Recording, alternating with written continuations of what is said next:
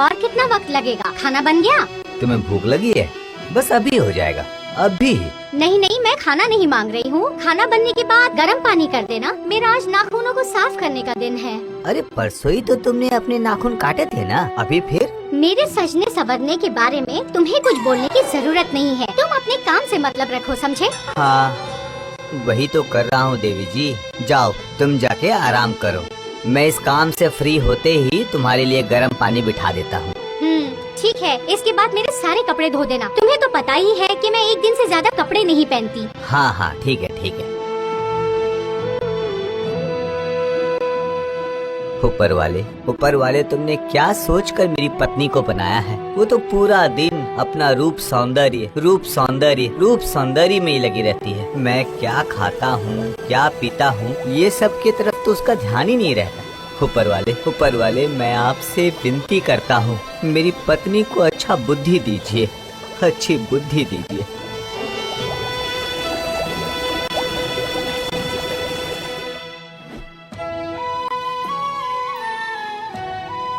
ये क्या राजकुमारी, आप ये सुबह सुबह क्या कर रही हैं? दास दासी कहाँ हैं? दासियों की कोई जरूरत नहीं है, वो अपना काम कर रही है, मैं अपना काम कर रही हूँ। अपना काम अपने हाथों से करने में मुझे बहुत सुख मिलता है पिताजी। अब तो तुम बस कुछ ही दिनों की मेहमान हो बेटी, फिर शादी करके तुम अपने ससुराल चले जाओगी और मैं अकेला हो जाऊंगा, और उसके बाद मेरी देखभाल करने वाला कोई भी नहीं होगा। ससुराल जाने के बाद भी तो मैं आप ही की बेटी रहूंगी ना पिताजी। आप अपने आप को कभी भी अकेला मत समझना, मैं बीच बीच में आपके पास आकर रहा करूंगी पिताजी। मैं हूँ ना आपके लिए। बेटी, मेरी प्यारी बेटी, तेरे जैसे बेटी ऊपर वाला सबको दे, जो हर घर को सुख समृद्ध कर दे और जिस घर में भी जाए वहाँ भी खुशियाँ लेकर आए। मेरी प्यारी बेटी।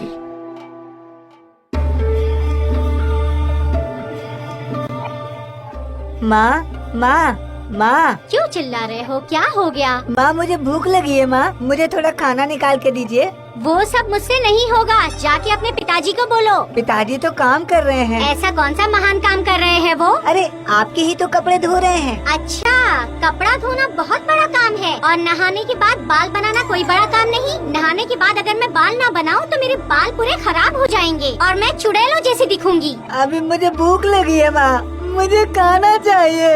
ए माँ। नहीं, रोना नहीं बेटा, रोना नहीं।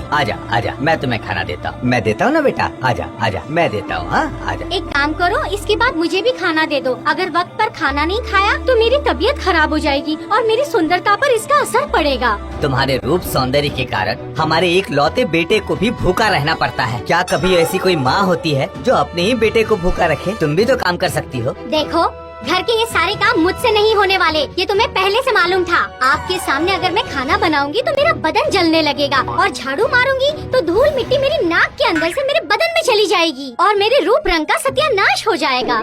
अच्छा ठीक है, ये सब घर का सारा काम मैं करूँगा, लेकिन अपने बेटे को तो खुद अपने हाथ से खाना दे सकती हो ना, बताओ। अगर मैं अपने बालों को ना संवार कर खाना निकालने जाऊँ तो मेरे बाल पूरे खराब हो जाएंगे। माफ करो मुझे, मैं तुमसे कभी भी बात में जीत नहीं सकता हूँ। तुम यहीं आराम करो, मैं तुम्हारे लिए खाना लेकर आता हूँ। नहीं, इस गंदी जमीन पर बैठकर अगर मैं खाना खाऊंगी तो कपड़े खराब हो जाएंगे। मेरे लिए चटाई बिछाओ।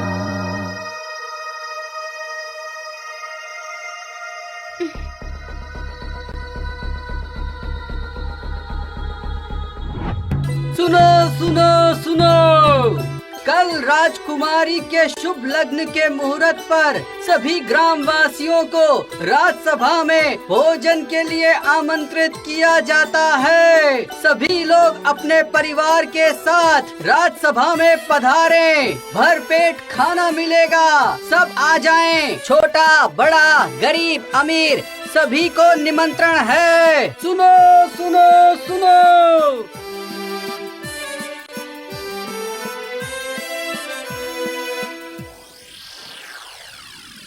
सुनती हो भाग्यवान, सुनती हो? कल राजकुमारी की शादी है, तो महाराज ने पूरे गांव वालों को कल दोपहर के खाने के लिए अपनी सभा में आमंत्रित किए हैं। क्या? ये मुझे पहले क्यों नहीं बताया? अब मुझे सजना संवरना फिर से शुरू करना पड़ेगा। मैं सबसे सुंदर दिखना चाहती हूँ। ओहो, मैंने अपनी कंघी कहाँ रख दी है? सब कुछ ढूंढना होगा। अरे, निमंत्रण तो कल का है, तुम आज से ही तैयार होना शुरू कर दी। हाँ, मैं इस राज्य की सबसे सुंदर औरत हूँ और कल मैं राज्यसभा में खाना खाने जाऊंगी तो संवरने के लिए वक्त तो चाहिए होगा ना मुझे। समझ में आई बात?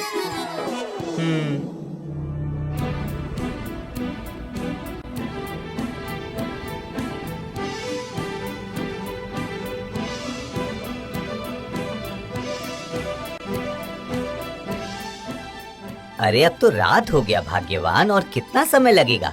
हाँ हाँ बस हो ही गया। जरा बताओ तो कैसी लग रही हूँ मैं? बताओ बताओ। बहुत सुंदर, बहुत सुंदर। अब सो जाओ भाग्यवान। मुझे भी बहुत नींद आ रही है।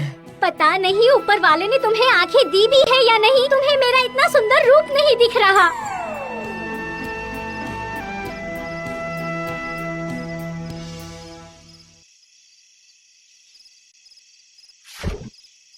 अरे उठो ना। क्या हुआ? देखो ना इतनी गर्मी हो रही है, पसीने से मेरा मेकअप खराब हो जाएगा। अब मैं क्या करूं? रात को मेकअप करके सोओगी तो पसीना तो होगा ही। सुनो, रात में उठकर मुझे ज्ञान मत बांटो। जरा पंखा लेकर आओ और मुझे पंखा करो।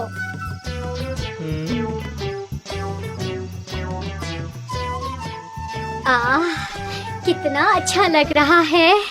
हाँ हाँ। सुनो, तुम रुकना मत, हवा करते रहो, समझे? मैं तब तक सो लेती हूँ।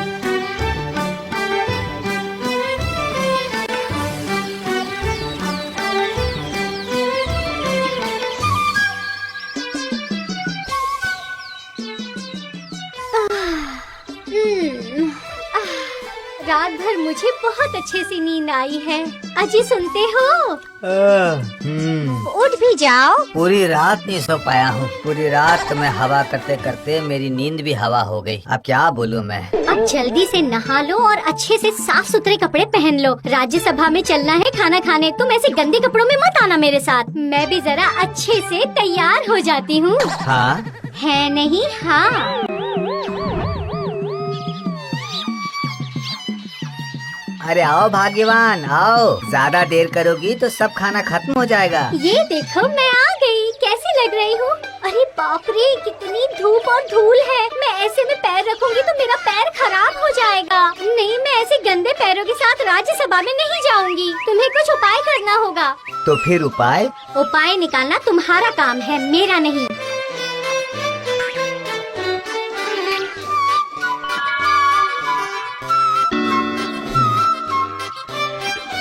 हाँ, मुझे भी पता चला। और हाँ, देखा ना।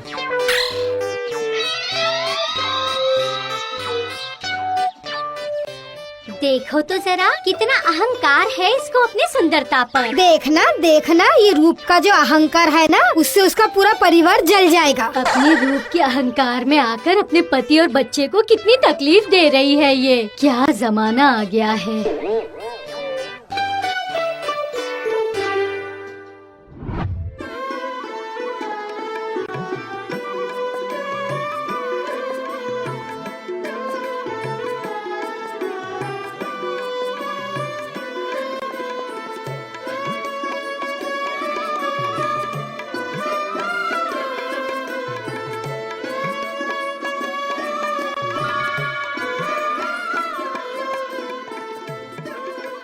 कुछ समझ में आ रहा है जमाई राज? देखिए राजकुमारी को। एक राजकुमारी होने के बावजूद वो कितना सामान्य जीवन जीती है। ना रूप का अहंकार और ना ही गुणों का।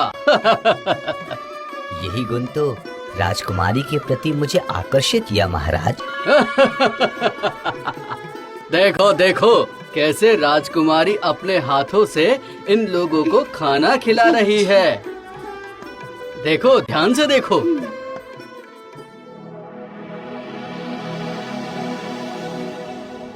अरे ये क्या? कौन हो तुम लोग और इस तरह से राज्यसभा में प्रवेश करने का क्या मतलब है? बताओ मुझे।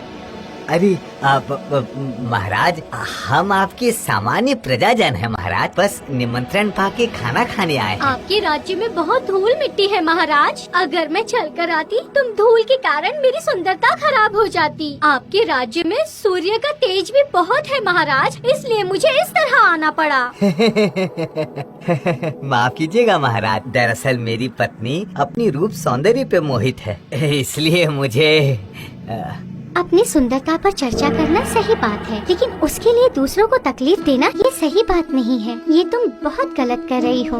हाँ महाराज, मैंने देखा है ये स्त्री दिन भर आराम करती रहती है, कुछ काम नहीं करती और इसका सारा काम इसका पति ही करता है, पूरा काम। हाँ महाराज, मैंने भी कई बार देखा है, ये बिल्कुल सही कह रहा है। ये स्त्री सोती रहती है और आराम करती रहती है और सारा काम, झाड़ू पोछा बर्तन सब कुछ इसका पति ही करता है, ये कुछ भी नहीं करती। छी छी छी छी छी, अपने रूप पर इतना अहंकार, ये मैं कभी नहीं देख सकता। इसे तो मैं सजा अवश्य दूंगा। पिताजी, इतनी खुशी के मौके पर आप इस तरह नाराज मत होइए। मैं उनसे बात करना चाहती हूँ और उन्हें समझाऊंगी।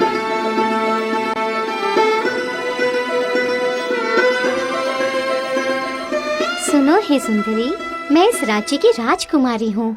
रूप और गुण में मैं तुमसे किसी भी तरह कम नहीं, बल्कि तुमसे बहुत बेहतर हूँ। लेकिन इस बात को लेकर ना ही मुझे गर्व है और ना ही कोई अहंकार। तो फिर तुम में इतना अहंकार क्यों है? अगर सुंदर बनना है तो मन से सुंदर बनो, क्योंकि बाहर की सुंदरता तो एक ना एक दिन नष्ट हो जाएगी, मगर मन की सुंदरता वो हमेशा रहेगी।